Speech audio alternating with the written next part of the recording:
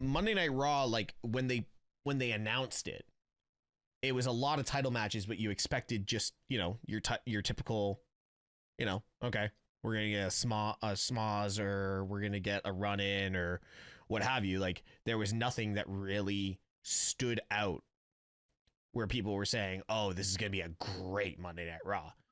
Which makes it the best when they actually decide to surprise you every once in a while.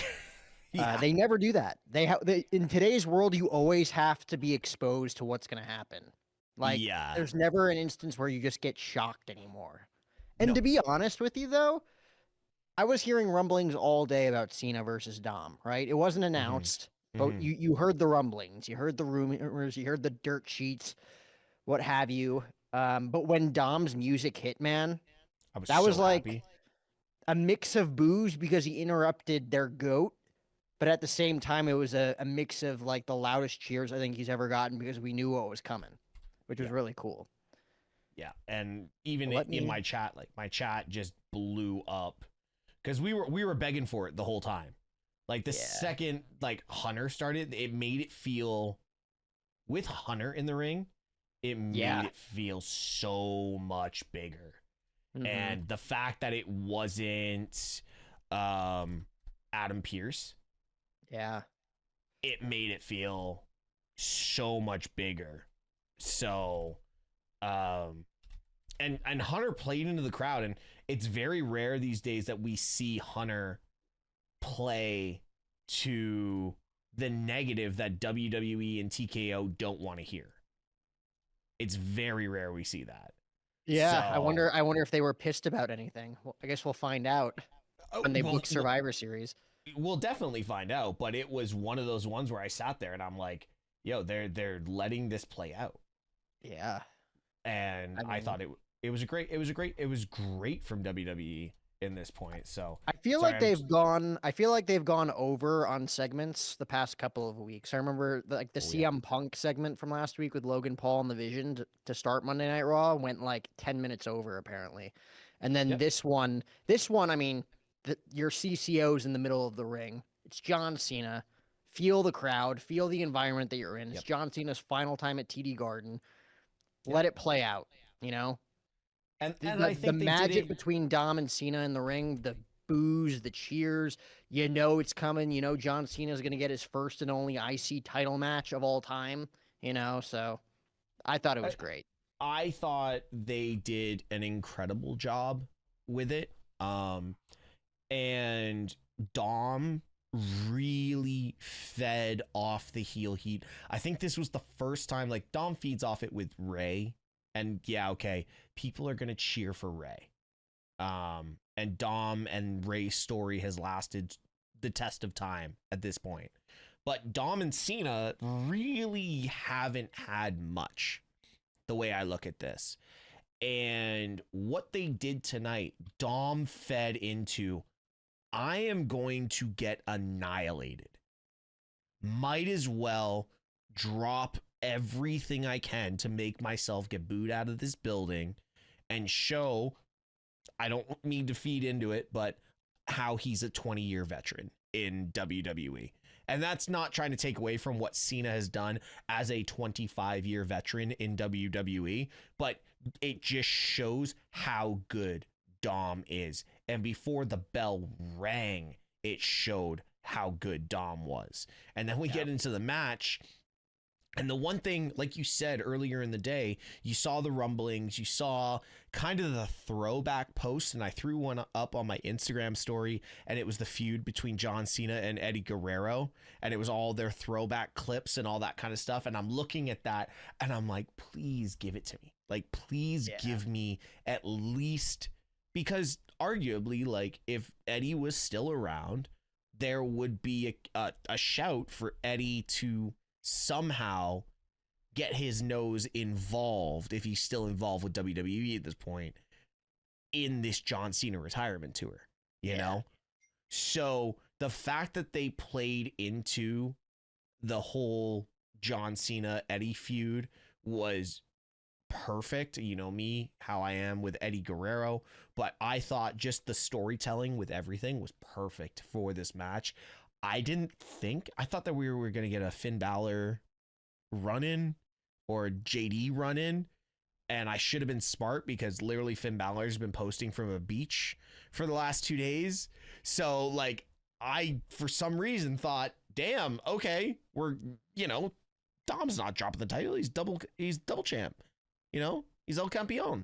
What I thought, and I was thinking along the same lines as you. I'm like, Balor's coming out, McDonough's coming out. In the midst of all that, maybe cause a DQ after a great match. Mm-hmm. And then Ray comes out for the save, and then you book a tag team match with Ray and John taking on Dom and Finn, or Dom and JD, or something like that, to where it's like John got his IC title match. He didn't win, but now he gets to team with Rey Mysterio one final time. And like you get a couple of those things checked off the box, off the checklist, before he heads into his final 3 matches. But yeah, I didn't know that Finn Balor was not going to be here this week. I thought that Dominic Mysterio versus Rey Mysterio probably going to take place in San Diego, in their hometown, in front of their loved ones, in front of their family and their friends, for the AAA Heavyweight Championship. That would be huge. That's going to be huge because it's not only going to determine the best Mysterio of all time, but it's going to determine one of the greatest luchadors of all time. And that's all you don't need the Intercontinental Championship to tell that story. No. You have the AAA Championship. I think that one means more to that family than the IC title does. Correct me if I'm wrong, but that's how I feel. So you didn't need the IC title. So John Cena, this was just kind of just a blessing in disguise, kind of a unscripted destiny, if you will, to where John Cena doesn't need the IC title. He's never needed the IC title, right? It's us internet fans online just clamoring for it. He's never won it. He's never going to be a Grand Slam champion. John Cena didn't give a shit about the Intercontinental Championship. WWE Creative does not care about John Cena ever winning the Intercontinental Championship. If Vince McMahon was still in charge today, John Cena probably would have never won the Intercontinental Championship tonight in Boston. It didn't matter. John Cena doesn't need it. John Cena's John Cena regardless. But for Triple H and everybody on the creative side to reward the fans that wanted to see this, since John Cena probably announced his retirement tour last year in 2024 at Money in the Bank, like for that to be paid off with 3 dates remaining on his WWE tour here, it's incredible. Like that was awesome. I didn't think he was going to win until he hit that second AA. I'm like, they're putting it on him. This is incredible.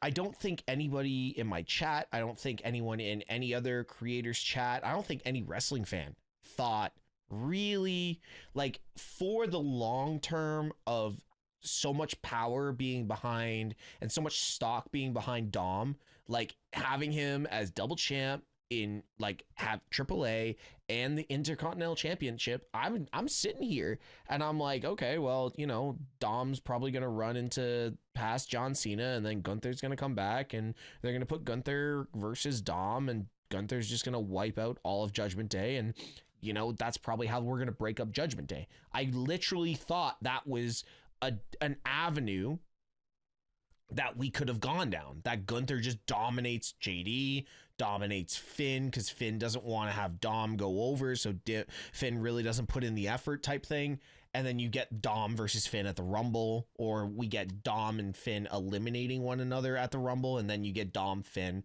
at Mania. Like, this is my thought process on this. The second I saw Dom go up for that second AA, and I'm like, this all makes sense now. Like, it genuinely all makes sense. The great, I'm doing the air quotes because I still, like Triple H said, it's subjective to how you look at it. But yes, the greatest of all time has the Intercontinental Championship to end his career. That is crazy and awesome to me. The only thing I do wish, Steve, is that it was the white belt and not this new Intercontinental Championship. Of course, I think everybody prefers the white belt when it comes to the IC title, but Gunther, as arguably the greatest Intercontinental Champion of all time, or at least the longest reigning, now is going to come back. And Javon, you're my boy. You are about to get absolutely violated next week. But Gunther versus Cena, this is where it's going to come. It's going to be Gunther Cena as the final match. And Uh, Gunther's going to win the IC title. I know you don't like it, but you can't it'll argue that Gunther is no. the most dominant in the business right now if you take away Roman and Lesnar. No, for sure. And it's probably going to be a great match and a great send off. And, it's going to be on Peacock. So we're not going to get clipped out and there's not going to be any weird stuff with the TV and the programming and the production. But, like, I don't know, man. It's like that was the match that you thought was going to be the retirement match for like the last 6 months.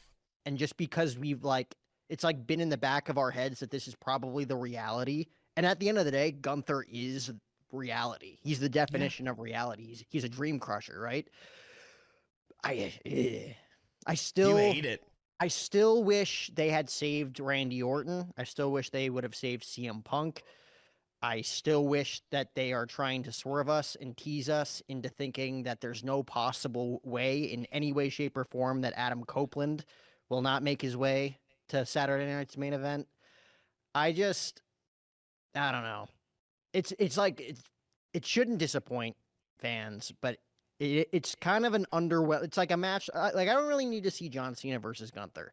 Like if you did Braun Breaker, I can get behind that.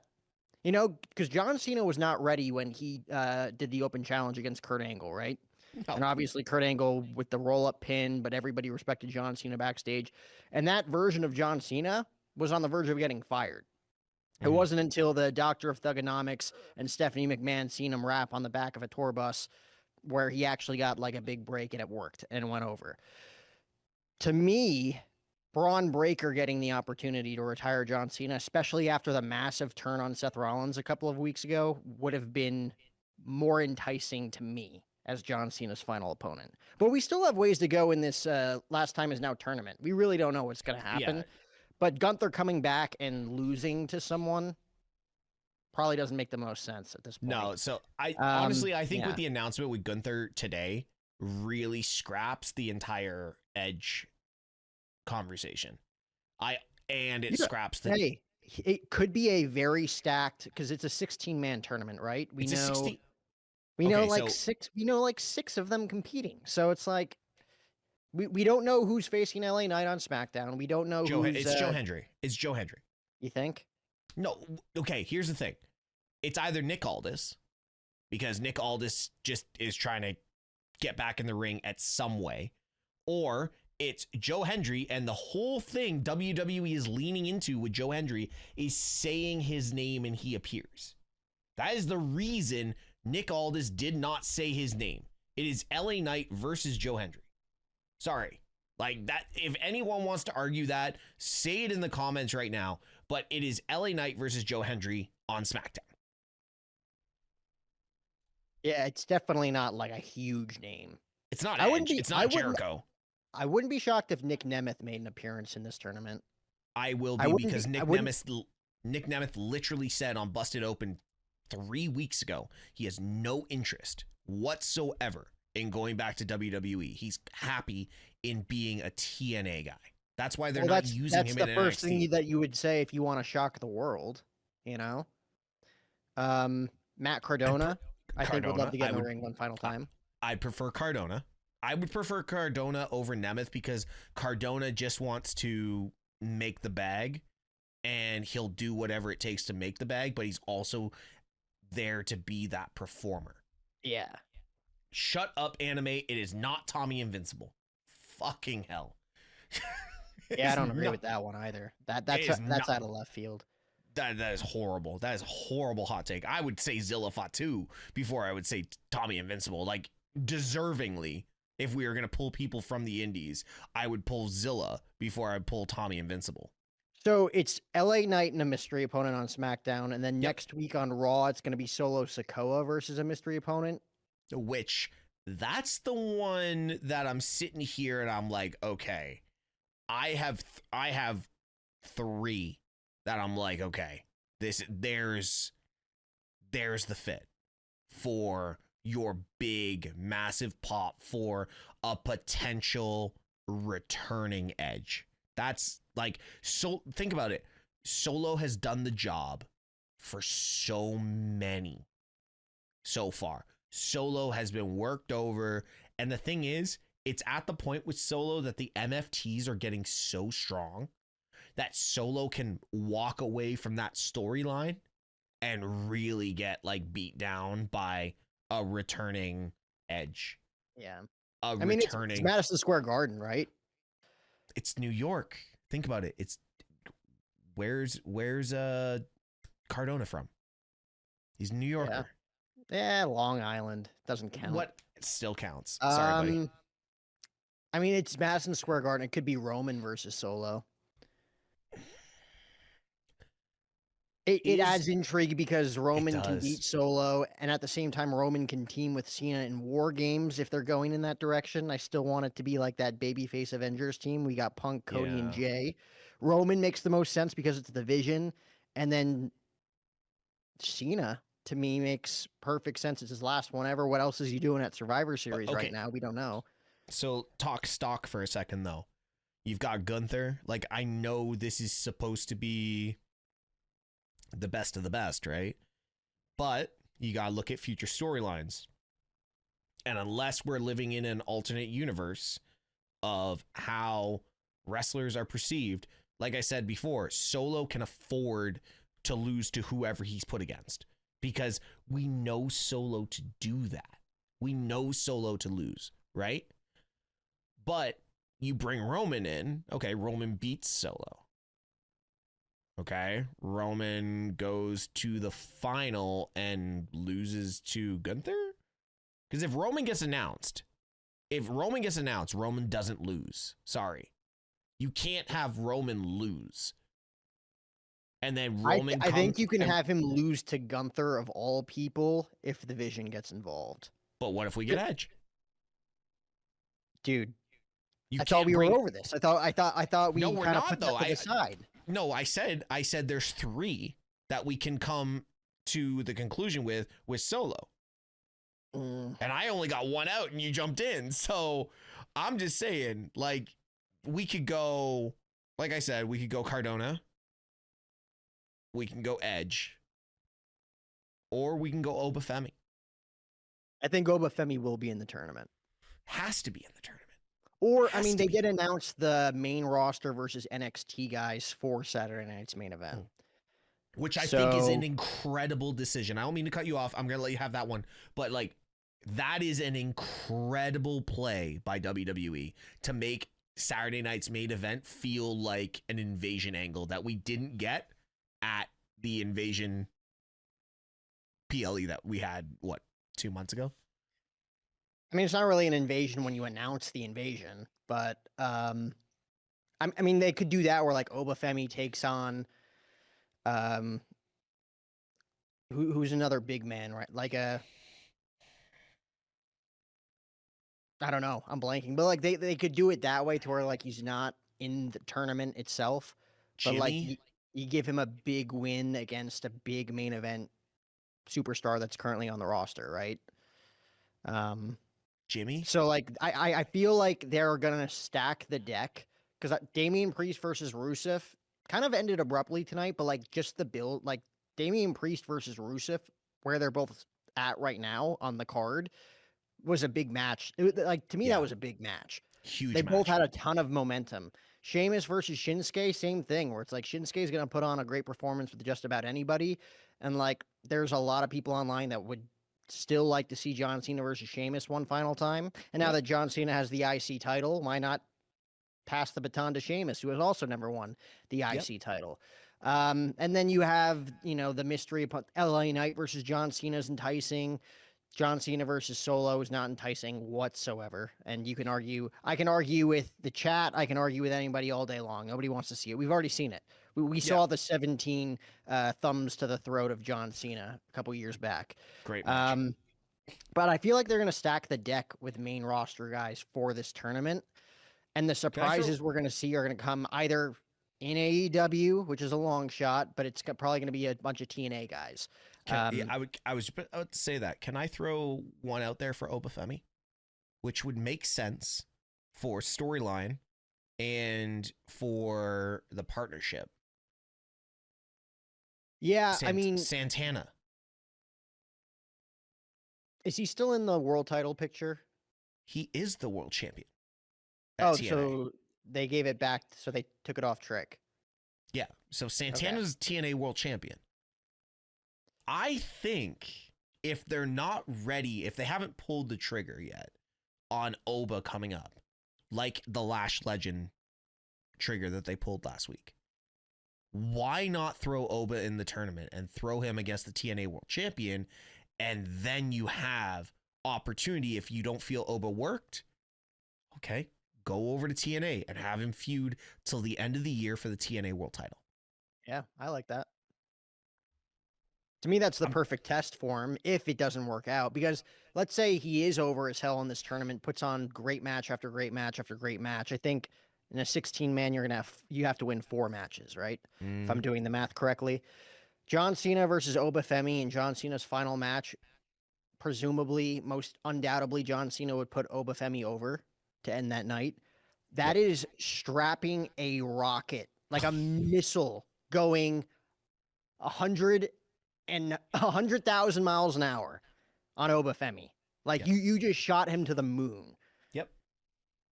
Where does he go from there? I'm gonna say this: he carries the mid card like Gunther did for the last 3 years. That's where you go from that. I'm just saying that's where you go from that. Because right now, if that's how we play this out, John Cena, Oba Femi in the final. Oba Femi has to go over. If you're retiring, leaving your boots in the ring, yada, yada, yada, yada, yada, you have to put someone over. And John Cena's not walking away with the IC title, right? Unless they plan on bringing back the white strap and saying, John Cena, you get to take this title home with you. We'll bring in a new one, do a tournament for whatever. Wouldn't that be anticlimactic after thinking that he's going to walk out with the WWE title? He just walks out with the IC title. Such bullshit. Anyways, but Oba getting that rocket, like a nuclear missile launched with him on it. It would be. It's the rocket that got diffused at WrestleMania 39 when they tried to put it on Austin Theory. Facts. It would be better than the current situation with Braun Breaker. Oba Femi would actually be a bigger superstar in general for the newcomers than Braun Breaker. I will say that right now. There is the crowd already loves Braun. Every Superman needs its Batman, right? John Cena needed CM Punk. John Cena needed Randy Orton. John Cena needed Edge. Roman needed Seth, right? Oba Femi will be a great Superman to Braun Breaker's Batman. And that's what we've been talking about as the faces of the next 10 years of WrestleMania. We've talked about Oba, we've talked about Trick, we've talked about Braun, and we've talked about Dom. There's two of the four horsemen. There's two of the four horsemen of the 2025s to 2035s. That's what you're getting. Those are arguably, and you can add probably Javon Evans in there and Ethan Page probably for 5 more years. I hate to say, and Damian Priest. Like, those are your guys now.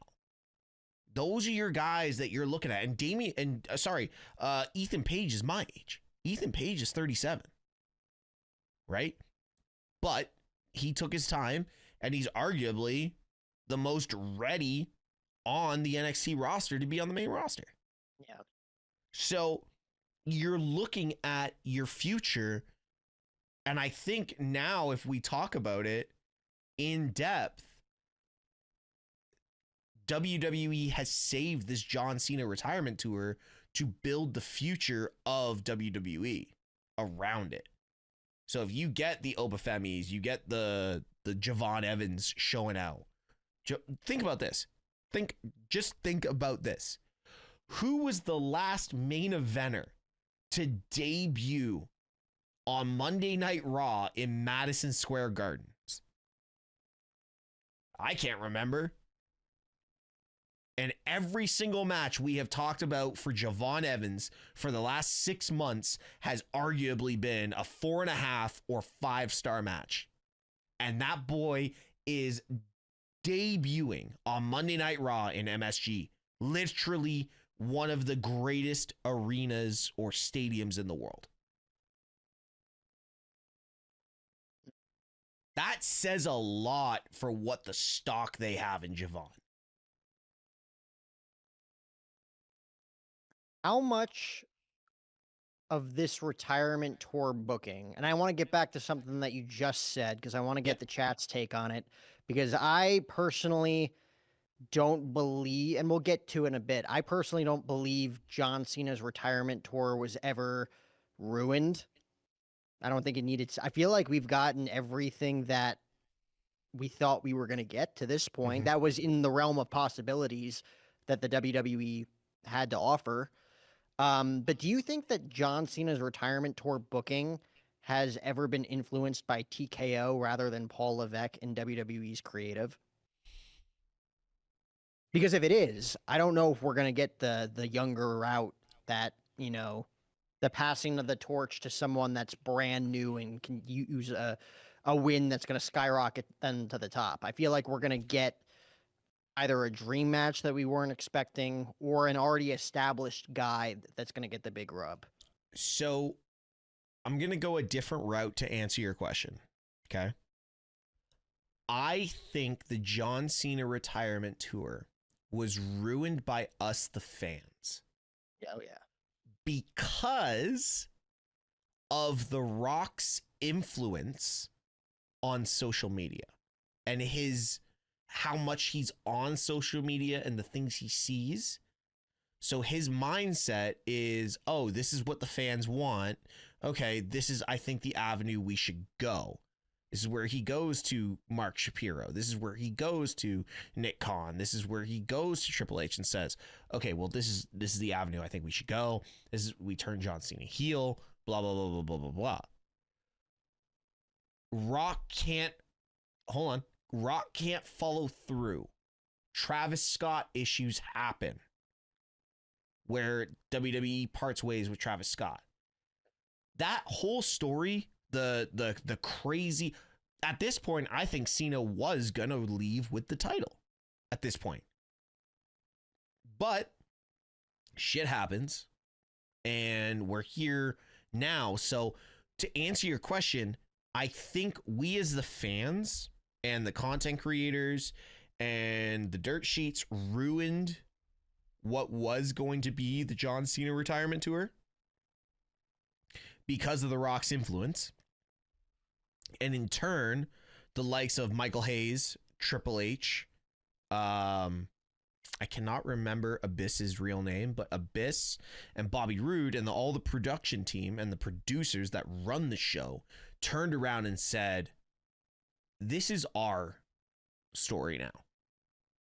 And we're not going to let you guys mess with this anymore. We're going to go with this with the way that pro wrestling has always been booked, and it's booked for the long term and not for the shock value.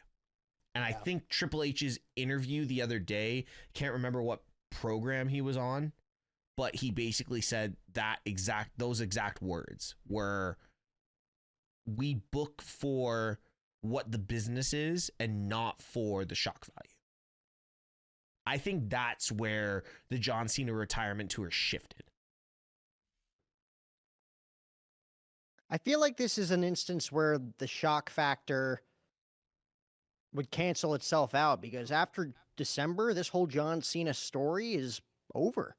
And now you have to start building for WrestleMania 42 without John Cena. So, like, to me, if they find a way and You Think You Know Me hits on December 13th, like, everybody would be in shock and awe and love it, right? Like, nobody would be second guessing, well, it should have been Gunther, it should have been Braun, it should have been Obafemi. Like, everyone will enjoy that moment, even if it's just for that one night and it doesn't advance any story, it doesn't advance any career. It's just one final time, one of the greatest rivalries in professional wrestling, going at it one final time in their high 40s, right? I would have been curious to see what John Cena's heel run would have been like if The Rock and Travis Scott were involved the whole time. Maybe John Cena would be a heel right now at the WWE Championship. Oh, of course. I think he would too. A lot of people would argue that it's John Cena. They got to turn him babyface eventually. the fact that The Rock and Travis weren't involved made it the most sense in the world for John Cena to turn back babyface. And who better to turn John Cena babyface than John Cena himself, right? Yep. Yeah. I mean, my next question is, what would John Cena's retirement tour look like if they never turned him heel in the first place? Because you and I both agree that's one of the like top 3 moments in professional wrestling. That turn, the turn itself was unbelievable. However, for the people that say that his retirement tour was ruined, yeah, I mean that was a blimp on the radar because we had Hollywood Hulk Hogan expectations of like John Cena is going to be remembered for his heel run. Right? After 25 years of being the squeaky clean Superman that did all the Make-A-Wish, the most Make-A-Wish wishes in the history of Make-A-Wish, we were going to forget about that. And John Cena was going to go on this terror run as a badass heel, and it just didn't happen. But on paper, Steve, we got John Cena versus Randy Orton one final time. We got John Cena versus CM Punk one final time. We got to see John Cena versus Cody Rhodes multiple times for the first time since Cody Rhodes has been a mega superstar in professional wrestling. We got to see John Cena win his 17th World Heavyweight Championship to beat Ric Flair's record. We got to see him main event WrestleMania one final time. We got to see him be a heel, which we never thought we were going to see at all. We got to see him share the ring with The Rock one final time in that moment. We got to see him, we didn't really get a match with Seth Rollins, but we got a couple of run. We got the Elimination Chamber. They went at it. There was the Night of Champions. Rollins tried to cash in when Cena was the champion. We got to see John Cena for a second there, get in the ring with Braun Breaker and Bronson Reed that night. We got to see John Cena take on Logan Paul, in which, in my opinion, was one of the best matches on this whole retirement tour. We got to see John Cena versus AJ Styles one final time, and what's one of the top 5 matches of the year. He did a tribute to Bray Wyatt with a Sister Abigail. We've got to see him do moves of his past rivals, Edge, Roman, Punk, Wyatt, Walls of Jericho. We've gotten all of these great things, and now to top it off with 3 dates remaining, we got to see him face Dominic Mysterio for the Intercontinental Championship, and we got to see him win the Intercontinental Championship. So, on paper, we've gotten everything that that was on our wish list. No? Yeah. Well, absolutely, and I just want to touch back quickly. The Dominic Mysterio match, it was a phenomenal match. Like, I want to touch on this quickly because this is going to be a separate video. We're going to be breaking this entire live up into separate videos across the week. But I want to say this. For Monday Night Raw, this felt like a PLE. This Monday Night Raw felt like a PLE. Cinema. John Cena wins the Intercontinental Championship to kick off the show. To kick off the show. Cinema. Yes. To kick off the fucking show. To kick off the show. He has a backstage interaction with Ray. He has a backstage interaction with Cody. We get the payoff, not the payoff, but Logan Paul officially joins the Vision. Yep. CM Punk, Jey Uso, Cody Rhodes. He called him. He's like, hey, Regal. And out comes William Regal to announce War Games for San Diego with Punk, Rhodes, Jey Uso taking on the Bronze and Logan Paul. One can assume that Roman Reigns is coming back at Madison Square Garden. One can assume that John Cena could be joining them as well. Yep. One can assume that a beast is on his way as well on Paul Heyman's side. So War Games is shaping up to be one of the most massive War Games matches ever. We got the most beautiful, no pun intended, the most beautiful heel turn from one of the most beautiful women on the planet, Nikki Bella, turning on Stephanie Vaquer tonight. I'd love to see what the chat says about that, because apparently Steve tells me that you guys don't like Nikki Bella, and you're wrong. It's my chat. Nikki Bella is one of, if not the most classiest lady in sports entertainment today. Chat undoubtedly. Undoubtedly. Right, and I will second what Steve said on the stream earlier tonight when it happened. There was no better city than Boston, Massachusetts to make this turn. The crowd was hot. Were you watching the stream, or did you see the reaction? They were chanting. What were they chanting? Cena left you? That's why he left you, or something like that. Yeah, like Cena left you or something like that. But you said it best, Steve, and I got to give you props to where it's due. You're you're not the biggest Nikki Bella guy, but you saw the writing on the wall. Nikki Bella turning in a city that was going to be on top of her regardless.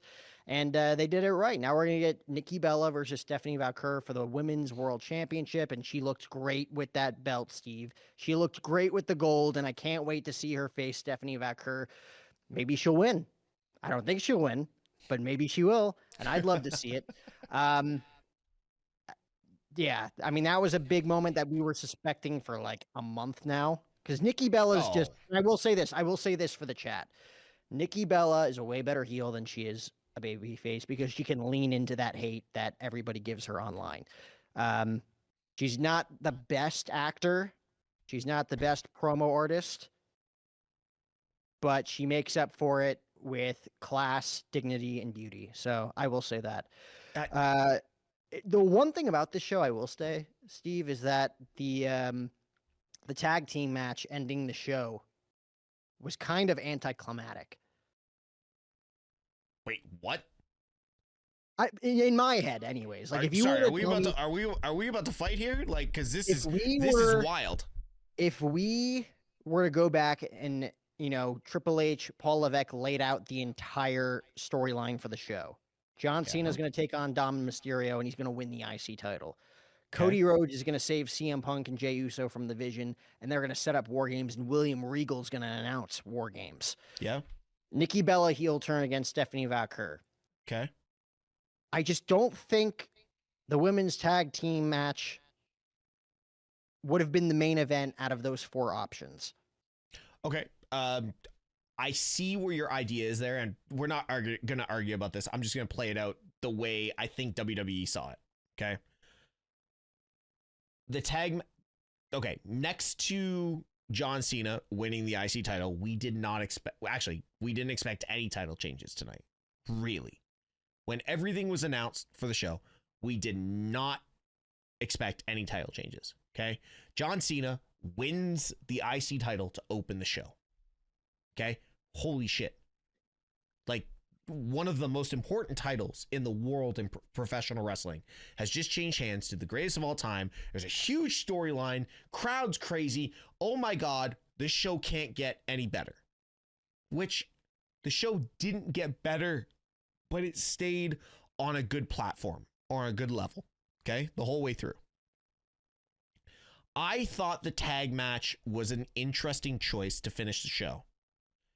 But then if you look back at the entire story, you've got Charlotte and Alexa, who aren't friends. You've got the Kabuki Warriors, who they're trying to push as the top 2 female heels on Raw. You've got Lash Legend, who's just been brought up from NXT to honestly be put with the most diabolical and underwhelming but top female heel on SmackDown in Nia Jax. Okay? We need a War Games match. And the last 2 to add in are the 2 top babyface that have been out injured, and have them both return at the same time. You heard the pop for Io. I heard the pop out the window for Rhea. I didn't need to listen to the show. I heard the pop out the window. And I'm in Toronto. So, like, I see where at the start you're like questionable, but like send them home happy and send them home with the arguably the top, one of the top superstars in the, one of the top youngest superstars in the business that everyone loves. Tell me one person that doesn't love Rhea Ripley. Oh, I agree. So, but it's also Boston. There's no better way to send them home happy than John Cena winning the IC title in the main event. Shock factor. John Cena starts the show and wins the IC title. You and I started this whole conversation off being like, what? Like, are you crazy? That's how you're going to start Monday Night Raw? This is the thing. You start Monday Night Raw on that big of a high, it's a decline all the way through, and your views start to plummet. Tonight was the first Monday Night Raw where I sat there every segment and I'm like, I'm pretty sure this is going to happen. And if it does, it's going to be mental. Like, they kept Raw on a even plane the entire way through. That's the crazy part about it. And that's, I think, what they wanted. And this is the discussion they wanted for the quote insiders that know more about wrestling than they actually think they know. But this is the conversation they wanted. Oh, you're going to start John Cena, Dominic Mysterio for the IC title, and Cena's going to win? Okay, click it off. Go watch Monday Night Football. No, you had to watch this entire show. You couldn't miss a second of it. Even the draw. Like, honestly, did you think you expected an NXT guy? Did you think it was going to be Javon? No. Everyone expected Trick. Everyone expected Ethan Page. Everyone expected Oba. You had to pay attention to the whole show tonight. So finishing with the tag match, a title change, which when was the last time we got 2 title changes on one Monday Night Raw? This is the Attitude Era at this point. We had title changes every week. We didn't see a world title change hands. No, but we had title changes in the Attitude Era every freaking week. You know what I mean? So, like, this is the same style that millennials and Gen Z never got. That's what I'm saying. Like, I agreed with the tag match at the end. If you're bringing back EO and you're bringing back Rhea, that's how you end the show. Send them home happy and send Boston home for a party. I bet they're out drinking at the bars right now going mental. I mean, they pretty much confirmed a lot of the women's War Games match with that. Oh, 100%. Well, here's the thing. Are they going 4 or are they going 5? War Games is always 5. I know, but from what they did with the quote War Games match they had in NXT, they went 4s, didn't they? Like the TNA NXT thing, didn't they go 4s? I don't think they've ever gone 4s on the main roster at Survivor Series. But so to me, it's like you have Kabuki Warriors, Becky Lash Lynch, and yeah, Lash and not Nia, and then you have Rhea, Io, Charlotte, Alexa Bliss, AJ Lee. That's what I would go with. So AJ Lee costs Becky the IC title at MSG, and Maxine walks out with the IC title? Potentially. That's the only way. There's no better way for AJ Lee to return than MSG if she's going to be in War Games. Yeah, but all I'm saying is, where does AJ fit in the storyline? If Becky's coming in, right? It's to further along the AJ Becky storyline. Yeah, of course. So basically, we can confirm right now, if we're going with AJ Lee and Becky in War Games, that means Becky is losing the IC title to Maxine Dupree next week at Madison Square Garden. She could return after the match. Like, Becky could, like, beat down Maxine after the match, and then AJ's music hits. Like, there's a scenario where Becky's still the champ. Because let me ask you this, is Maxine Dupree ready? Dude, I don't know if I want to get into that live on stream. I don't want to say things that are... Okay. But you don't want to say things that'll offend people, Steve? Is that what you're saying? I am a fan of Max. Here's the thing. Compared to the analysis, or the not the analysis, how I'm going to compare it. It's not fair to Maxine, but it's the only way I can put it. Maxine Dupree at this point is giving me Eva Marie vibes. Yep. Oh. Just put the dagger in her heart, Steve. I didn't think you were going to say something that diabolical. Oh. Chad, I'm so sorry that you have to deal with this week in and week out. I honestly think Maxine is going to be a great talent, but it's giving me the same vibes of like the push. No, hold on. Listen to me here. You remember how Eva Marie wasn't even given FCW? She was just, she's got a great look. Let's bring her onto the roster. At least Maxine has been training with Natty and at the dungeon, which she's much better in the ring, but it's giving me the same vibe of, oh, she's got an incredible look. Let's keep her on the main roster. Why not just give her a run, a good run in NXT? Put her against Fallon. Put her against JC. Put her against women that have been in NXT for 4 or 5 years that are ready to get called up. Maxine's already been up. Let's just fine tune her and polish and then bring her up and give her the IC title. Literally, Becky Lynch is one of the best to do it. It just feels that WWE really wants their next. They want their next Nikki Bella. They want their next Trish Stratus. They want their next. I don't know if I would put Maxine Dupree in that category. I don't think she has the class nor the confidence that a Trish Stratus or Nikki Bella has. I think that's what they're trying to build. The young, what is she, 24, 25? She's young. They're trying to build that next version of their female Hall of Famer in Maxine. That's what I'm getting the vibe of. And I'm not going to lie, if that's what you're trying to build, give me Blake. Give me JC. I'm sorry, give me JC. Like, those two, I can see just being that shock factor of coming up and taking the title like Kevin Owens did for the US Championship. Come up as NXT champion and take the title like you did from John Cena. You know what I mean? Make Blake that person. Blake is that person. I'm sorry, Blake is that person. Blake is your Trish. Blake is your Nikki. I think Blake's more your Lita than she is your Trish. I think she's a perfect blend of both. Because Trish came in as the look. That's what Trish came in as. She was supposed to be the valet.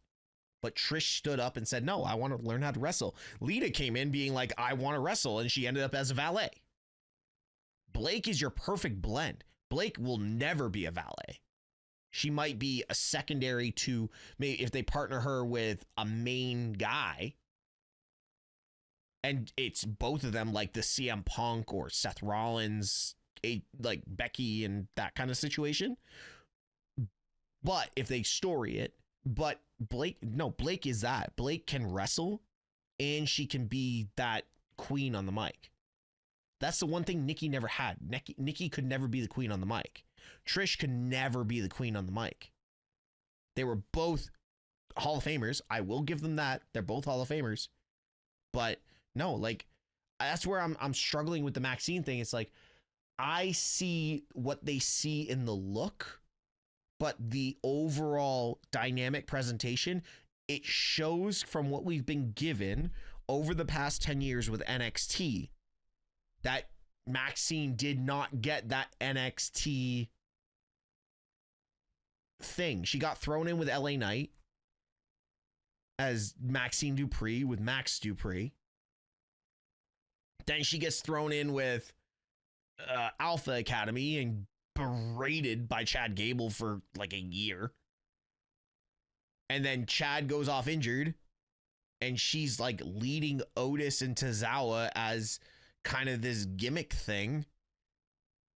And yes, okay, she's with Natty for 6 minutes for a tag team. You see, like, it's giving me that, what was the Sonya Deville faction?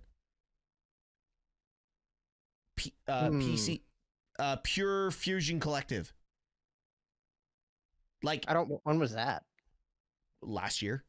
Okay. Right before she was released. She was with, Pure Fusion Collective. She was with Sonya Deville, Shayna Baszler, and Zoe Stark. Oof. Okay. This is what I'm getting with Maxine. Like, this is Maxine's, as much as they're trying to push Maxine, For me, this is Maxine's last push, if that makes sense. Yeah. If this doesn't work, give her the opportunity to have a true run in NXT.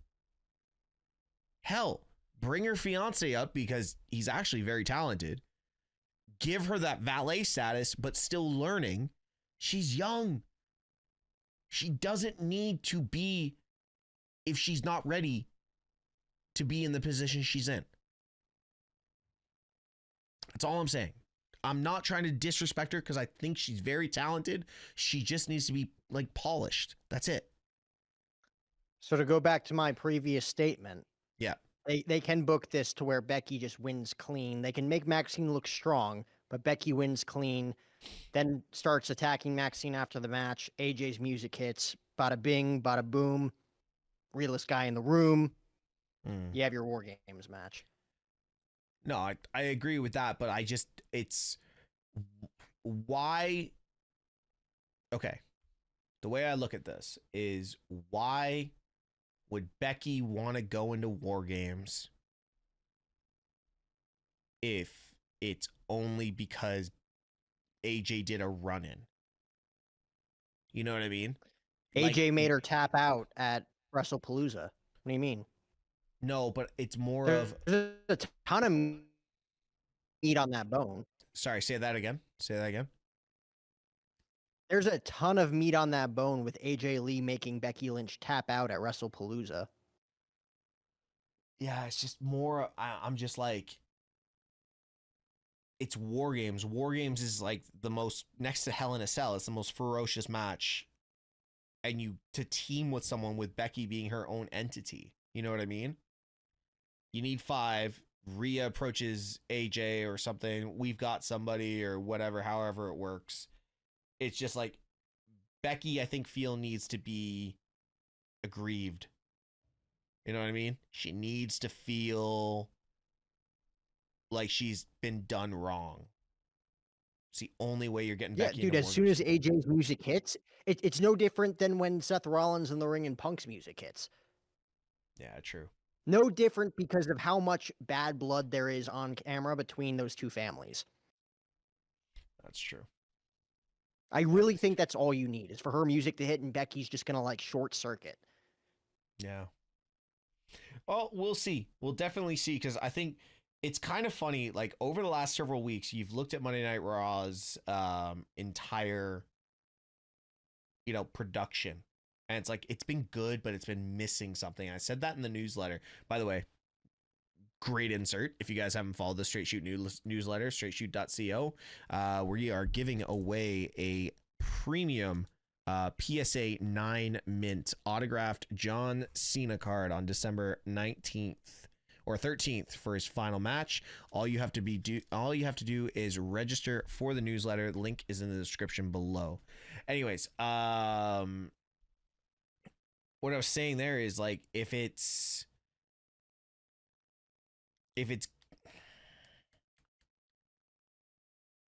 now I'm thinking that you're right now. Yeah, I'm always right. Oh, dumbass. Shut up.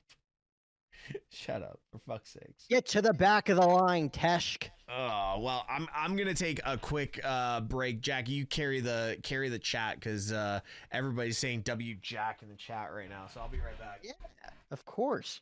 Well, Steve goes pee-pee here for a second out in Toronto, Ontario, Canada. I will take things over here in Las Vegas, Nevada. Who do you guys think, now that John Cena is the Intercontinental Champion? We talked about Cena versus Gunther being kind of the main story heading into his final match. I'm not a big fan of it. WWE might be a big fan of it. You guys might be a big fan of it. John Cena versus Gunther, with Gunther winning the IC title and going back on his reign of terror after losing the world title to Punk. It makes sense, but it's just not juicy enough. I just think he needs something else. I don't think it has to be Edge. I don't necessarily think it has to be someone like Braun Breaker. I think if Seth Rollins never got hurt, it was going to be John Cena versus Seth Rollins in his final match. I think it was going to be John Cena versus Seth Rollins for the World Heavyweight Championship, chasing his 18th World Heavyweight Championship. And who knows, if Seth never got hurt, maybe they don't put the IC title on John. Maybe if Seth doesn't get hurt, then Braun Breaker's probably not getting another push for another year or two. So, apples and oranges, things happen for a reason. Like I said, scripted destiny in a way with John Cena winning that Intercontinental Championship. Does he drop it to Gunther? Does he even keep it to his final match? Maybe he drops it to Dominic Mysterio next week in New York City. I mean, Madison Square Garden is as good a place as ever to have a massive shock as well. Maybe Dominic Mysterio wins his title back from John Cena, and then we head in to Survivor Series with Rey and Dom for the title.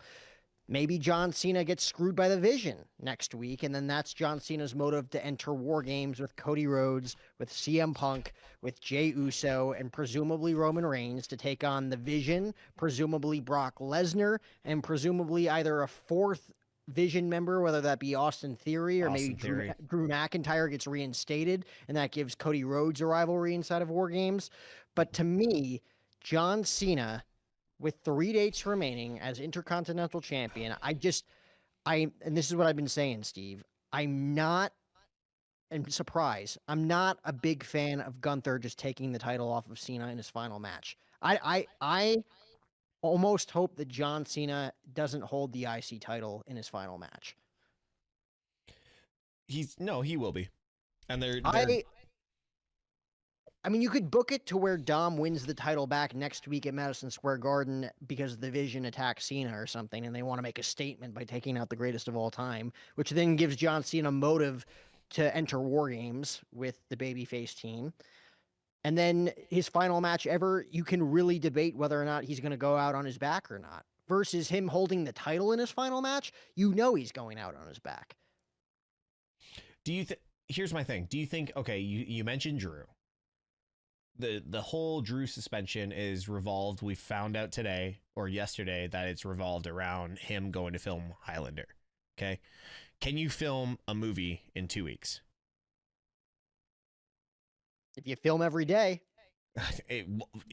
So are you going to tell a Hollywood director that this guy has to be back on TV in 2 weeks, and then I need him in San Diego in 4 weeks, or no, I need him back in San Diego in 19 days to be in a brutal match that you could potentially get severely injured in?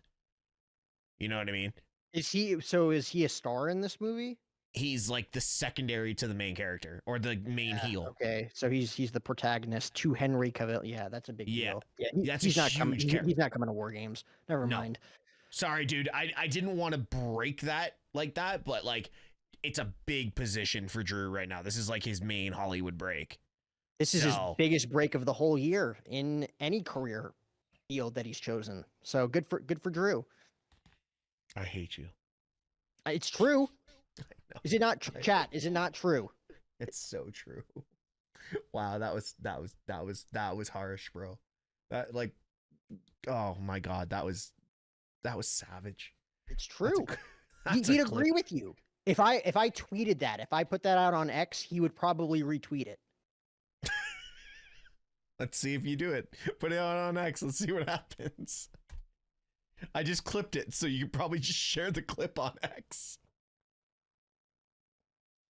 Drew, if you're watching, I'm one of your biggest fans. I mean, I've done an interview with Drew McIntyre. He's a great guy. You've met him as well. Great guy. He has been screwed over time in and time again by WWE Creative, by the referees in the ring, by Cody Rhodes. He should be WWE champion by the end of 2025. That's just me. I didn't know that you interviewed Drew. I knew you met him. I didn't know you did the full interview. Yeah. Talked about him wanting to wrestle The Undertaker at WrestleMania, and Vince wouldn't give it to him. Vince has screwed Drew McIntyre time in and time again. I mean, come on. Oh, that was during the Chosen One run, right? Like shortly before 3MB. Yeah. Yeah. No, so I've met Drew, but there was a lot of potential libations involved of me meeting Drew. You met him in a more professional standpoint. So I met him when he was actually the WWE champion. So this was 2020, 2021, early 2021. This is right before Clash. This is right before Clash. This is right before, I think right before he faced Goldberg at the Royal Rumble in the Thunderdome. So this was the Thunderdome era. And I got the chance to interview Drew. I got the chance to, at WrestleMania 36, interview Shane McMahon, Kevin Owens, and then Seth Rollins during the lead up to SummerSlam in Vegas in 2021 as well. But that whole era, we could get into that in a whole separate segment of the Thunderdome, what we liked and what we didn't like. We could But probably do that. those were the glory. Those, unfortunately for Drew McIntyre, nobody wants to be the man when nobody can appreciate you and give you your flowers in the crowd. But you know, he held it down during the COVID era. Of course He did. was the man. But of course, you want that moment in front of fans, and he got it for 5 minutes and 15 seconds at WrestleMania 40 before CM Punk screwed him over, before Damian Priest screwed him over. He just gets screwed, man. Yeah, he does. Yes, he does. So, anyways, either way, he's not coming back for War Games, I don't think. I think, as much as I've been against it, I think it's 100% Austin Theory at this point. Which I'd love to see. I mean, if this is the way they're going with this, he's getting, oh my God, anime. Jesus, I can't even read that on stream or for video. Oh my God. Anyways, if that's the case, I think this is the best fit for Austin Theory, because Paul Heyman is literally at this point leading the future of WWE. Braun Breaker, Bronson Reed, even though Bronson Reed is a lot older than he really looks, Logan Paul, and then you bring in Austin Theory as the fourth member of the Vision, which I never wanted, but now that Seth's gone, it's a whole different faction. It's the future. The Vision is the future. I sound like a prophet or some shit saying that, but... You mean an oracle? An oracle. Yeah, you just delivered a prophecy, not a prediction, not a spoiler, but a prophecy. Yeah. There you go. So, point being, Austin Theory is the best fit at this point. Yes. A brand new Austin Theory, by the way, that we've never seen before, and I hope he gets booked correctly this time. I think Austin Theory in a suit with a bigger beard. Like, this is my vision of Austin Theory coming back. Batista, I know we don't need the Batista version of in the Vision. We probably got that in Bronson Reed. If you're looking at Evolution, you know, that comparison. But do you remember? I think the animal and the unpredictable badass is probably the closest comparison, in my opinion. But do you remember the look when Triple H first started coming out with Evolution? It was the open white shirt with the black suit, the sunglasses, the longer hair. We're now in the year of the beard, or the era of beards, and Theory was already getting a good one put in. If Theory comes back like that style of look, oh my days, I'm going to be one of the biggest like marks for that character, because that is the Theory I think we deserved as Money in the Bank holder back during 2022. Not that running joke of every week he tries to cash in, getting knocked out by Tyson Fury. You know, he comes back like that, dude. I think it has to be a version we've never, like, we need to forget that version of Austin Theory in 2022 and 2023 and even 2024 jobbing with Grayson Waller. You know, like, they made him into a joke. He needs to come back. I don't want him to cut any promos. I don't want him to lick a microphone. No, I just want him to beat people up. Yep, absolutely. I agree with that. I think actually, I'm not even going to call him Austin Theory anymore. I'm going to say Theory comes back. This is what I want. I want Theory. I want this badass. I don't want you even looking at fans. I want you yelling at children. I want you looking at fat people and violating them verbally. Whoa. Verbally? Whoa. Verbally? Whoa. To all of our larger folks in the chat, I apologize for Steve's behavior tonight. I also want, when they sit down with guys who do interviews with comb overs and glasses, I want him to make fun of your comb over and your glasses. I want him to be the most diabolical heel. Like, I want Randy Orton 09 coming out of Theory. That's what I want. And if we can get that, that will make the vision believable for the next 5 years. Who does that make Logan Paul then? If Theory's Orton, Breaker's Batista. Logan Paul is vacant. Sorry. Logan Paul is vacant to me. Like, honestly, I almost made you break there, by the way. I saw that grin. No, honestly, I don't feel Logan Paul is a good fit, but to get Logan Paul to the next level in WWE, putting him with Paul Heyman is the right option. Somebody in the chat just said Logan Paul is Mark Jindrak. That's pretty harsh. But yeah, no, I honestly think Logan Paul is like the odd one out, but I think they had to shift, and Logan was the right pick for the shift. But we'll see what happens, because we need to see if Logan is all in on this, because he's been back and forth like Nakamura lately. Dude, he's the heel that even heels hate and despise. He's just, ugh. Logan Paul. He's not the leader. Like, Paul Heyman's leading this group, right? No, Braun Breaker is. Kinda. He's kind of a loose cannon. Mm-hmm. So like was Triple H. The way they were walking together tonight down to the ring to take out CM Punk. Reed was here, Breaker was here, Heyman was here, Logan Paul in the center. Yeah. I don't think we have to look that much into it. I think it was just because Logan led the segment, and that's how they came out. Honestly, we'll see when it comes to War Games. I will say this. When it comes to War Games, whoever gets pinned or whoever gets the pin for the Vision is probably going to be that leader, like the main guy. I will say the Vision has to win War Games. Vision will not win War Games. John Cena will get the pin at War Games. Here's the thing. John Cena wants to pay the industry forward. And to me, every babyface team has won the past 3 years. So I think a heel faction needs to win this year. The last heel team to win War Games was the Bloodline in 2022, I believe. Unless Jay turns. Yeah, I don't know where they're going with that right now. I feel like the past 2 weeks, that little Roman character's kind of fallen asleep. I don't know what they're doing there. Unless they're throwing us off the scent. If we're not paying attention, I think they're trying to throw us off the scent.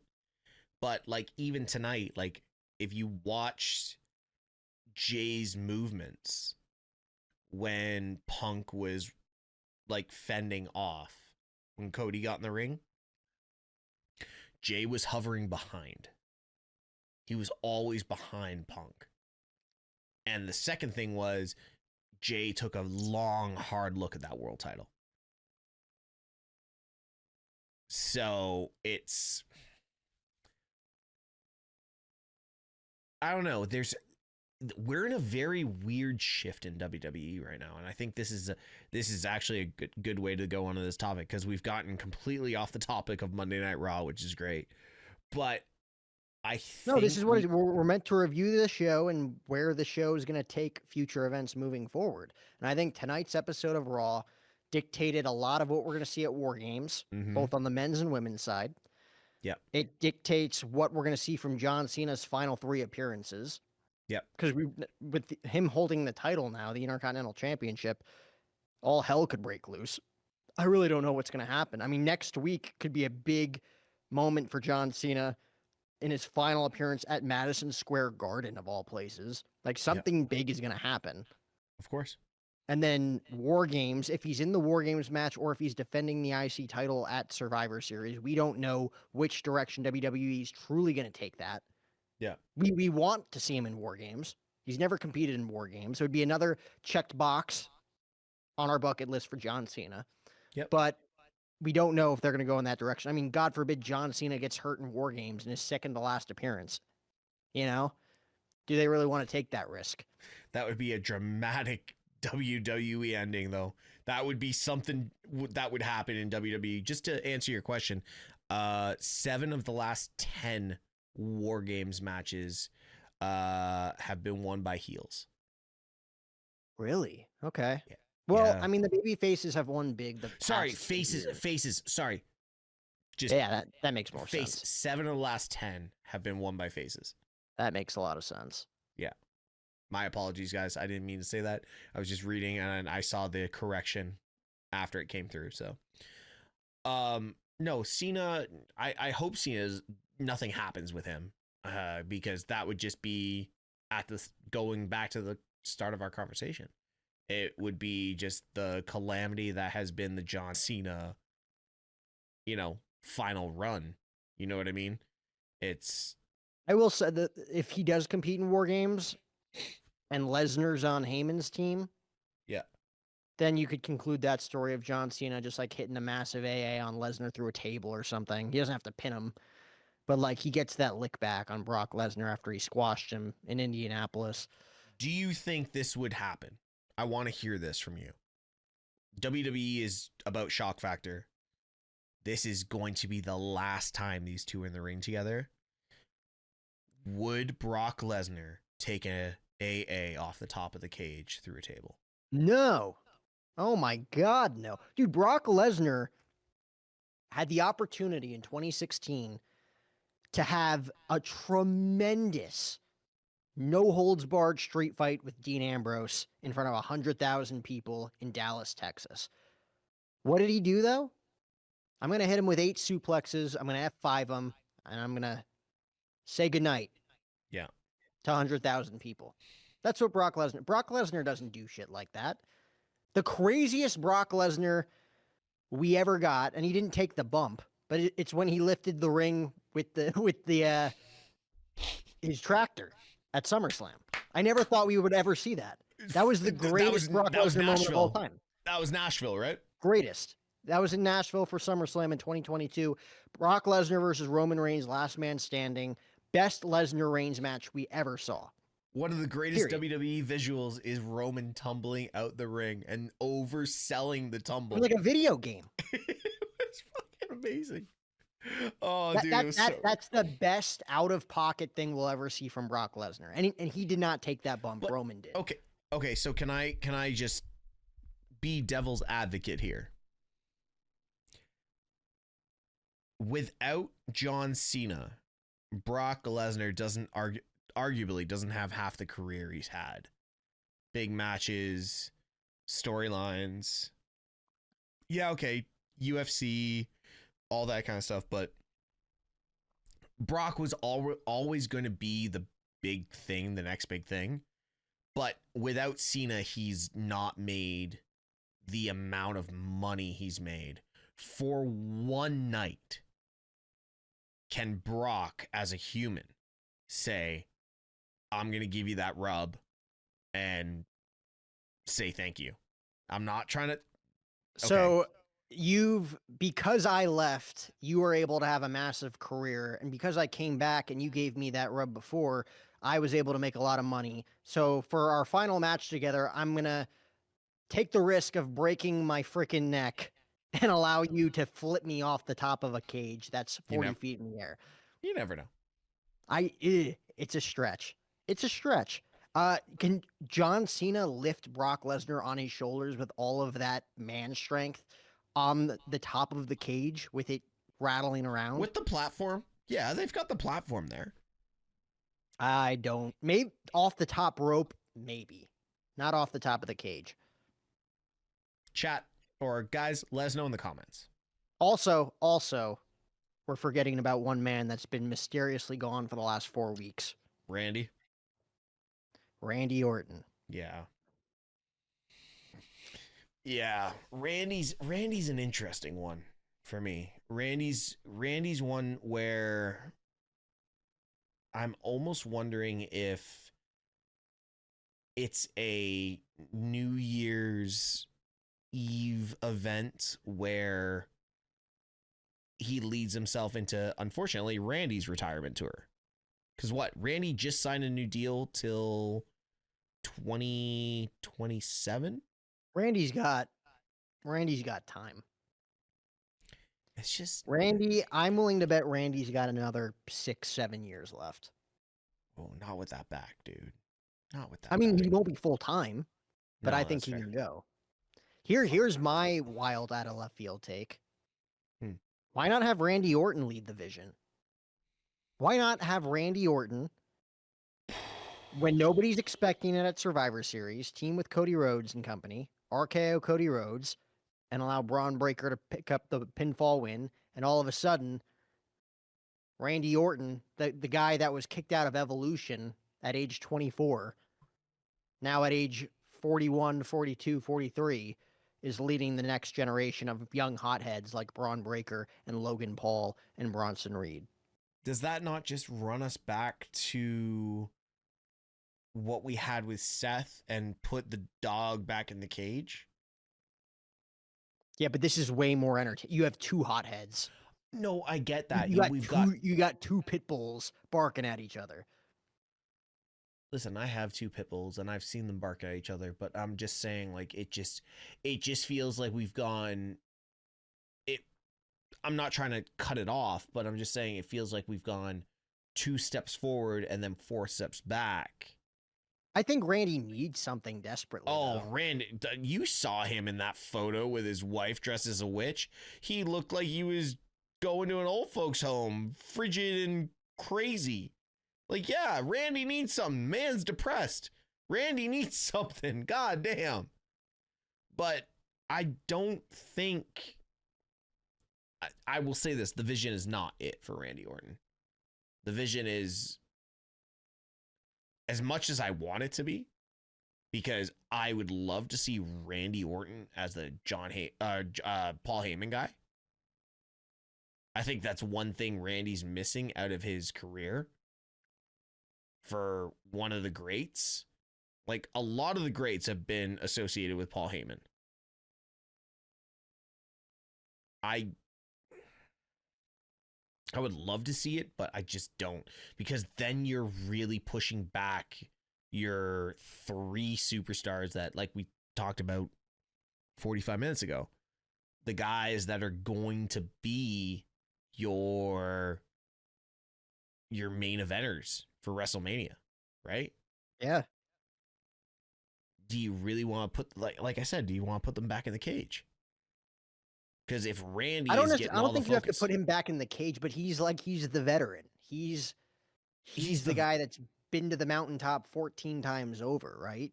Like, maybe he's not like the official leader of the Vision, but it's like, by definition and just by the way that he has 20 plus years of experience on everybody else in that group, he's kind of the aforementioned captain of that group. Yeah, but if you're looking, so the way I look at the Vision, I look at the Vision as evolution. It's just, you look at the Vision as evolution, then you go back from evolution, you go to the Horsemen, you look at the guys that came out and which direction they went, right? And Ric Flair was obviously then Triple H, right? You look at the Horsemen, Flair. So the version of Flair in evolution was Triple H. You now have another decade or decade and a half from evolution to now. Actually, it's been 20 years. So 20 years from evolution, you've got this new faction that is very much like evolution. And the Triple H character, which is the Ric Flair character, falls on who? Yeah, okay, you can bring Randy in, but that whole thing was Triple H was world champion, Ric Flair was world champion, right? Evolution doesn't have that character. Evolution has Randy. Evolution has, or sorry, Division has Randy. They have Batista.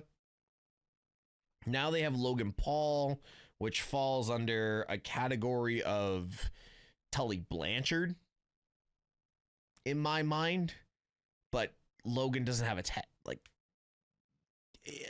One Logan's an anomaly, man. He really is. Yeah, whether we like really to say is. it or not, he really is. So where like who fits as the Triple H? So if you bring Randy in and he's the Triple H, which I like your vision on it, no pun intended, but then that means the World Championship ends up on Randy at some point, which I don't disagree with. But then that puts back Braun and Bronson, who have literally stepped out of the shadows with the Seth Rollins injury. I mean, this could be with Randy Orton. This could be a SmackDown Raw takeover thing where Randy takes the title off of Cody. He's the WWE champion, 15-time champion. Yep. Braun eventually takes the title off of CM Punk. He's the world champion, and the Vision just rules WWE. I'm fine with that. If that's the way they go, I'm fine with that. I don't think they have to have their leader be the champion and then they have like his two little sidekicks, right? Like it doesn't have to be like that. I mean, history has shown that that's the way you book it, and that's how they booked it with Seth Rollins. But you could book it a different way, because if Randy Orton turns heel, it's going to be on Cody Rhodes. It has to be on Cody Rhodes. Has to. I'm all for Randy Orton versus CM Punk for the world title, by the way. I just don't think that's even remotely in their plans anytime soon, if not ever again. Randy's got to turn on Cody. Randy, at this point, if it's not Drew McIntyre, Randy's got to take the title off of Cody. And then, eventually maybe Cody wins it back from him again. I don't know. But I think Randy has to win the WWE Championship from Cody Rhodes. And then Braun Breaker can feud with CM Punk heading into WrestleMania. Because to me, I think that's where they're headed. I think Braun Breaker is going to face CM Punk for the world title at some point, whether it's at the Rumble, whether it's at the Chamber, whether it's at WrestleMania. I think Braun Breaker versus Brock Lesnar, I think that's a WrestleMania 43 dream. I think you need time to build that. I don't think you can just go into Survivor Series and have them like, what was that? Isn't that what we're going into is 43? Well, what do you mean? We're going into 42 this year. I'm saying I don't think Braun Breaker versus Brock Lesnar at WrestleMania 42, unless they, eat at each other inside of War Games. If Brock Lesnar's in the War Games match, I just don't think they have a reason to build that match so quickly. Well, from what they said is Brock Lesnar has signed a long-term deal, like a futures deal, which I'm going to say is 2 years for Brock Lesnar. It's like 2 years. Yeah. No, but I genuinely thought, and maybe it's just I'm tired and been going for a couple of weeks, but I thought we were going into WrestleMania 43 for some reason. No siree. But then again, okay, I agree with that. And now there's an Easter egg that I want to bring up. Now that you said what you said, there's an Easter egg I want to bring up from the new commercial for WrestleMania. Did you notice what the cards that Cody was holding? Yeah, 4-2 for WrestleMania 42. Yeah, but okay, so does that not drag Cody into the main event? And who's the main event against? Is it Brock? Is it Braun? Is it what are you getting at with the card? Like the card said 4-2, and that was a WrestleMania promo. Yeah, it was a WrestleMania promo. You've got 4 of the biggest guys in the business currently. Right. Which gives me WrestleMania 40 vibes of when they did The Rock and Roman facing off with Cody and Seth, because they did that before they even did the press conference in Las Vegas. Yep, they did. It didn't make sense at the time. It's the 4 biggest guys promoting WrestleMania. We're like this year, Lesnar, Punk, Rhodes, Reigns promoting WrestleMania. I was the first one to say, these might be our 2 main events. Or maybe we haven't gotten there yet on TV, but maybe they're booking a huge tag team match with Punk and Lesnar versus Reigns and Rhodes. I don't know how you get there, but it would make a lot of sense looking back, because everybody was so disappointed in the vignettes thinking that a new faction was debuting, or potentially the return of like Jericho or something, Yep. all for it to just be a WrestleMania ticket combo promo, right? I think But they're telling a I think a they're full telling a story story. here. Yeah, They're I telling a agree. full story through these commercials. And Triple H doesn't make sense. He wants to be Dana White. Why is Paul Heyman there? This whole thing is a full story. And this is, I'm going to go off on the IWC, and I genuinely don't care what the hate in the comments is, but this is the patience of the IWC not being able to deal with long form storytelling. This is what we're getting. Granted, I don't see Roman and Cody and Punk and Brock, or however they put it together, if we get a Cody Rhodes heel turn and we get a tag match, whatever.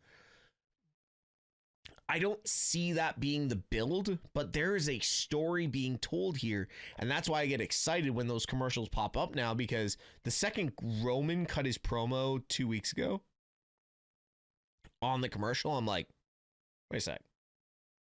There's way more to just ticket sales here. Everyone's telling their story about what WrestleMania means to them. But WWE doesn't tell underlying stories without underlying stories.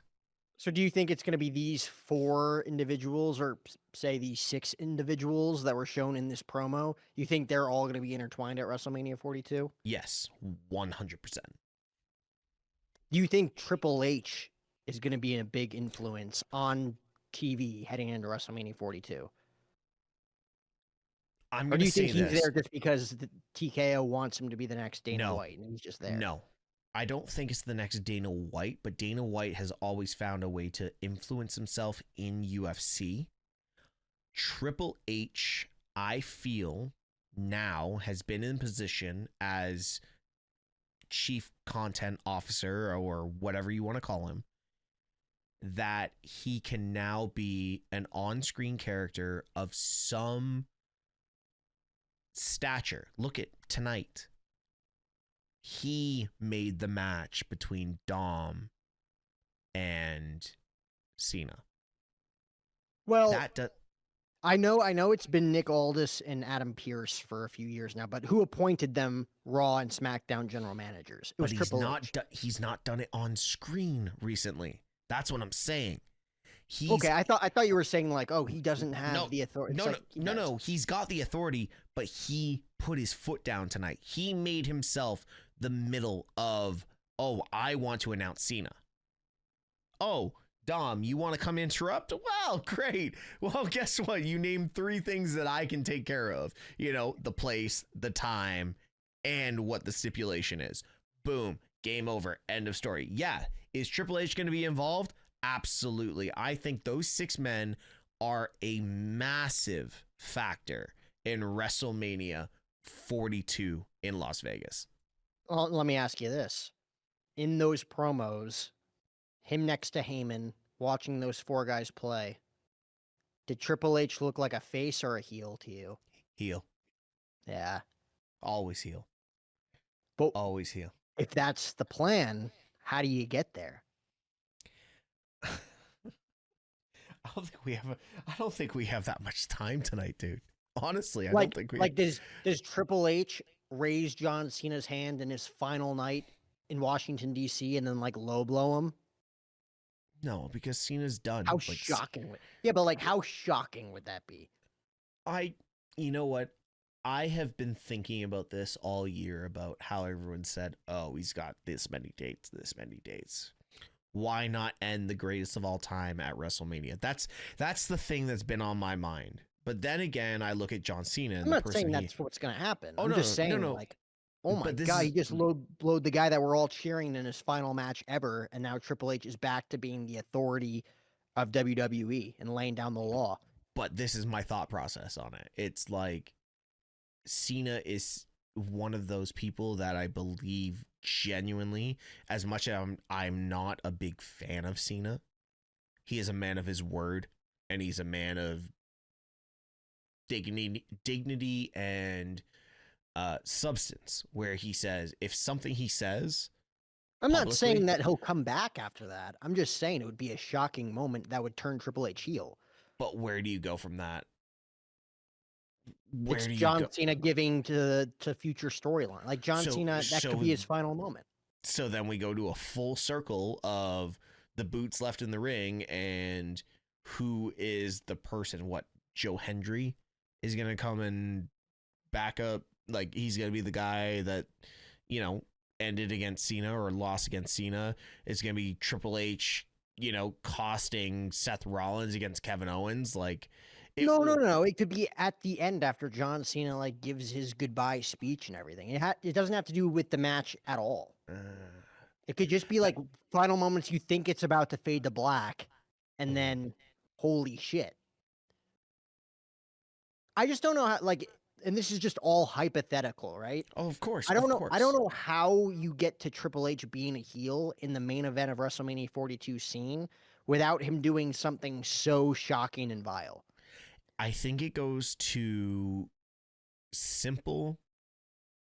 So we have, what is it? Okay, so it's November 11th right now, as of the recording of this video. For me, it's still November 10th for you. But we have 6 months until WrestleMania. We get through the Cena thing. I don't think Cena's involvement with Triple H or Triple H involvement with Cena has anything to do with it. I think it has to do with minor backstage collapse with Punk and his run as world champion, and they lean into the entire like 2010 2011 Punk Triple H relationship. That's where you get Triple H as a heel. Because right now, if you sit How back... do you lead to the collapse of their relationship, though? Hold on.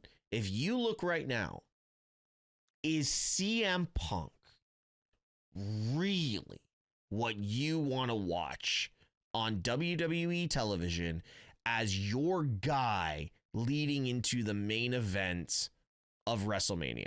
If you say yes, really? Yeah.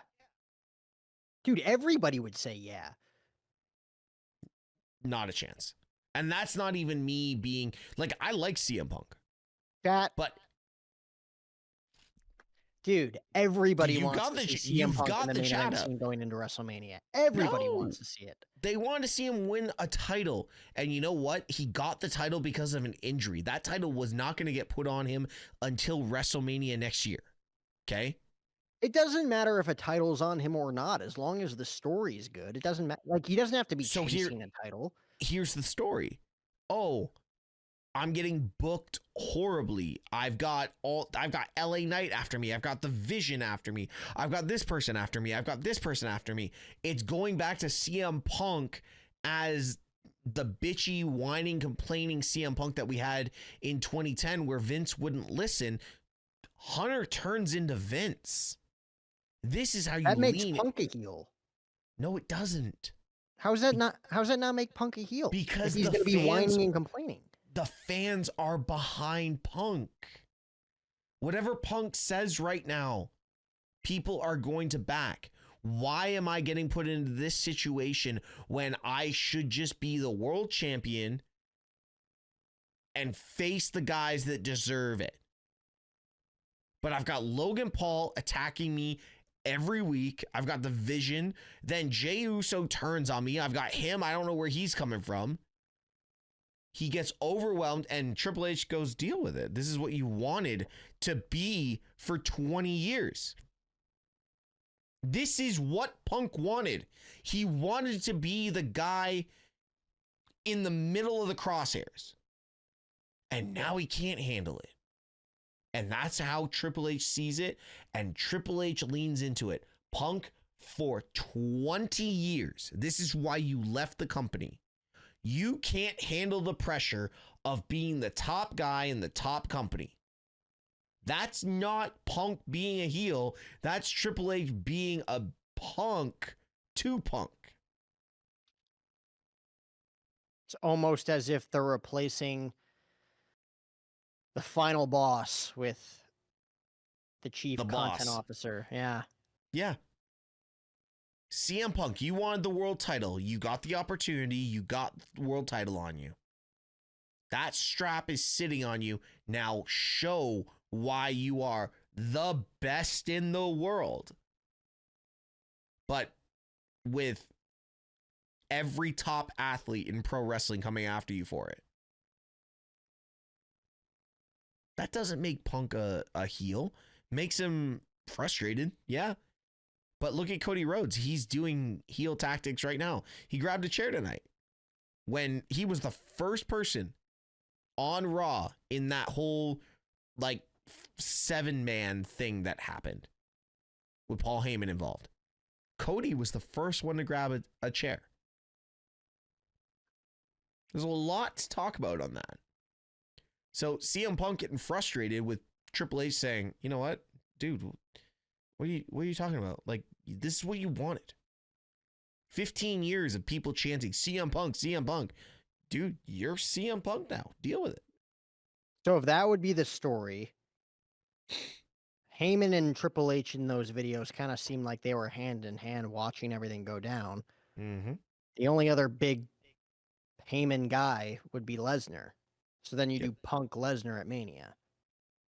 And then presumably you would do Rhodes versus Roman 3 at Mania as well.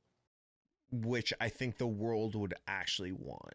I would, those are my preferred options if you're going down the road of those 4 being the 2 main events of WrestleMania. Because the other way, you could do Cody versus Brock. They've slightly teased that in past weeks with Cody calling out Heyman for aligning with Lesnar again. Mm-hmm.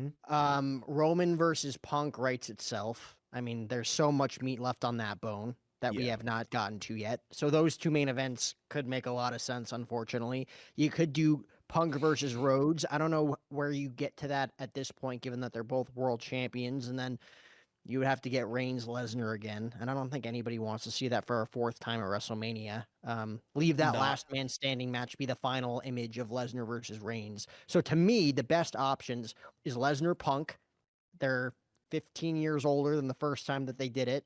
And that match at SummerSlam in 2013 was one of the best matches I've ever watched on TV. Mm-hmm.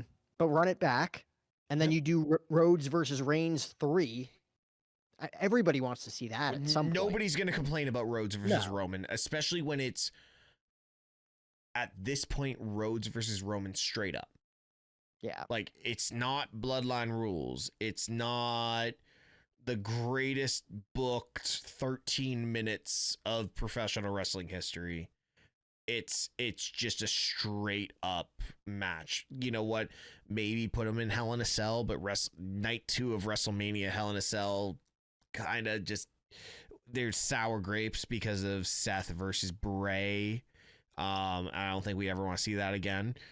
But babyface Roman versus babyface Cody Rhodes, face of WWE versus face of WWE. That's all you need. As long as it's a great back and forth match. It's Rock Austin. It's Rock Austin at that point. Yeah. And that's hard to say because there is not many people, especially my age, that will ever bow a knee to a feud that is better than Rock Austin. Like, everybody looks back at one of the greatest vignettes in the history of pro wrestling is that Limp Bizkit vignette with Rock Austin. My Way. Is it My Way? Yeah, My Way. No, but there is no better vignette than that. There's no better feud than that. Everything about Rock Austin just blended together perfect. Guess what? We are in the new era of where you put Cody versus Roman. I don't even care. It's tweener versus tweener. It's Rock Austin, man. And it's going to be... Which is crazy because Roman Reigns, and I think Roman versus Cody is going to take place at WrestleMania again, whether it's this year or in the future. It's just going to. Roman, I think, is going to be the only guy to say that he's wrestled 2 different bona fide main event stars 3 different times at WrestleMania. Well, doesn't he have the record for most main events in WrestleMania history? Yeah, Consecutive. and Consecutive. six of those would be against Cody Rhodes and Brock Lesnar, Yeah, that's wild. which is crazy. That's wild. That's absolutely insane. The And others that were against Triple H, Edge, Taker. Daniel Bryan. No, not Taker. Yeah, Taker. Yeah, Was it Taker's one of Taker? them as well. WrestleMania 33. See, I'm bad with dates. I'm very bad with dates. I just know the matches happened. I just don't remember when they happened. Yeah, so WrestleMania 31 Lesnar, WrestleMania 32 Triple H, WrestleMania 33 Taker, WrestleMania 34 Lesnar, WrestleMania 37 Edge and Daniel Bryan, WrestleMania 38 Lesnar, WrestleMania 39 Rhodes, WrestleMania 40 Rhodes, WrestleMania 41 Rollins and Punk, and now WrestleMania 42 presumably he'll be in the main event Cody. again. Yeah, that's wild, dude. That's insane. But back to what we were saying is these entire vignettes are leading to a story of some sort. They don't.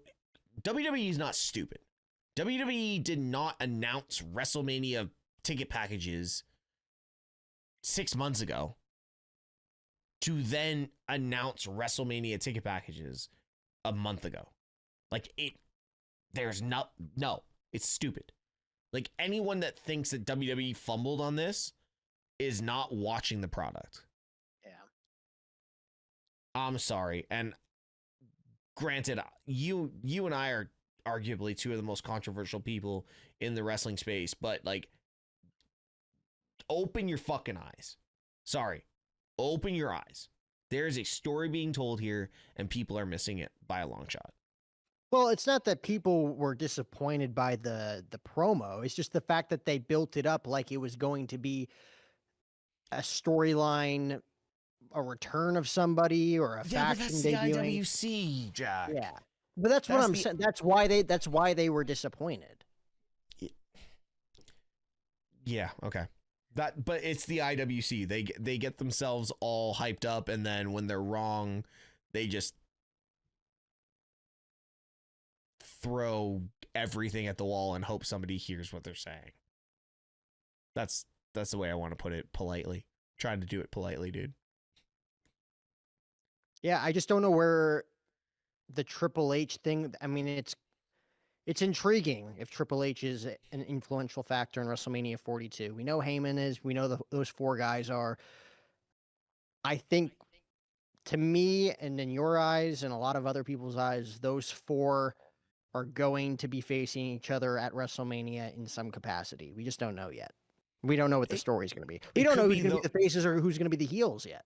It could be those four, or it could be those four, including 2 or 4 others. Like, you know, like Mark Shapiro said, it's Mark Shapiro, right? I'm not wrong on that. So Mark Shapiro, Ariel Helwani, or not Ariel Helwani, Ari Emanuel. God, Yeah, if Ariel Helwani ran the company, I don't know. Oh, Jesus Christ! Don't even get me started. Ari Emanuel, Mark Shapiro. Yeah. So Mark Dwayne Shapiro. The Rock Johnson. So Mark Shapiro came out and said we need to move away from the typical like pay-per-views that we've been doing because the one that Vince McMahon created. But that also means move away of the level of storytelling and the type of storytelling we've told. And this is very unique because we are 6 months out from WrestleMania and we have never seen something like this. If this is the way they're going, where they say, hey, here's half the story for you. Pay attention. Maybe Brock versus blank, Cody versus blank, Punk versus blank, Roman versus blank. Your arguably the top 4 in WWE. They've just said to you, here are your main events. Well, now, I mean, they didn't have to do all of that charade to tell us that those 4 would be in main event matches. We know those 4 are going to be in main event matches. I understand that. But like maybe there's other vignettes down the road with like Braun Breaker, Bronson Reed, and you know, and then then you can connect the dots. A poker table has 8 seats. 9. Fucking guy lives in Vegas. Jesus. Okay, 9 seats. We've had triple threats at WrestleMania before. But I'm just saying, there's 4 guys sitting at the table right now. Imagine we have Logan Paul come sit down next to, in between Brock and Punk. You have Braun Breaker come sit next to Roman and Cody. That starts getting interesting. And if that's how they want to play it, dude, yo, let me sit back, put my feet up, and watch them cook, because it's something we've never seen. Let the vignette. Is there any chance in the world that this is just like a ticket promo package? I don't that think they just did really well. No, I don't think so anymore. When the promo package dropped originally, I sat there and I'm like, the hell is going on? Yeah. The second Roman cut his promo, I'm like, why? And then I was like, okay, if next week they have someone else cut the promo, then I'm going to look into this a little deeper. And it was just Roman again. But then after tonight and Cody cut his promo, I'm like, this is what I was expecting last week. This is what I was expecting for the shock value. Like, I don't know why more people aren't talking about this. This is actually big. It's not, well, then again, I was wrong with the cross thing. I thought the cross thing was a work. So, you know. I'll be intrigued to see what Lesnar's promo is going to be like. Mm-hmm. Because I can already see CM Punk's. Got to roll the dice. The best in the world. Yada, yada, yada. You know, like, what's Brock Lesnar going to say at a poker table? I'm sorry, but a guy who is straight edge sitting at a gambling table is kind of crazy to me, by the way. Just saying. And you don't have to drink playing poker. It's still a vice. Straight edge is about avoiding all vices. Yeah, gambling. I don't smoke, I don't drink, I don't do drugs, but I gamble like crazy. That's why I found it funny. When he first sat down, I'm like, what are we doing here? So, but anyways, Jack, I think we have beaten a dead horse tonight. But I think we have a lot more to talk about as well. Chat, for the people that have stuck around, because there is a very few of you, but I do appreciate you guys. Jack, where can people find us? Guys, you can find us at Straight Shoot Podcast. We are Straight Shoot Unfiltered on YouTube, as well as Instagram, TikTok, wherever you have. Check out the newsletter as well. Steve's been saying it for months now. You got to check out the newsletter. There's a lot of great articles being written by Steve and a couple other guys on there. Check it out. You could follow MrTeshk on Instagram. You could follow at Jack O'Hara TV on Instagram. You're going to get a lot of wrestling content either way. A lot of brash takes, a lot of opinionated takes, a lot of different takes from the two of us. We tend to disagree a lot, mainly about Nikki Bella, but we do agree about a decent amount as well. So come join us. If you want to have productive dialogue without, talking shit about one another, just, shit talk pro wrestling. We're here at Straight Shoot Podcast. All right, guys. And like always, be good people. Thanks, chat, for sticking around. Have a good night. Newsletter drops tomorrow afternoon.